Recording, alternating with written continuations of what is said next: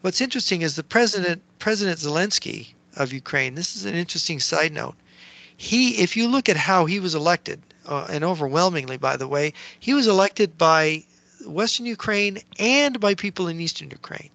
He was popular in large majorities among all Ukrainians, whether they were East Ukrainians or West. So Zelensky has been a unifying figure. He is a comedian. He's a television person. And what's really interesting with the Russians calling the Ukrainian regime Nazis, you know, um, he's Jewish.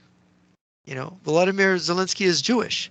And, there's been people who've claimed, some people say, well, because of the support he got from this particular oligarch, that he is that he's really a shill of Moscow, just like Poroshenko was. We don't really know. I know Ukrainians who believe in Zelensky, and I know Ukrainians who believe Zelensky is a Russian shill. It's very hard to, in any former Soviet country, it's very hard to know who is who.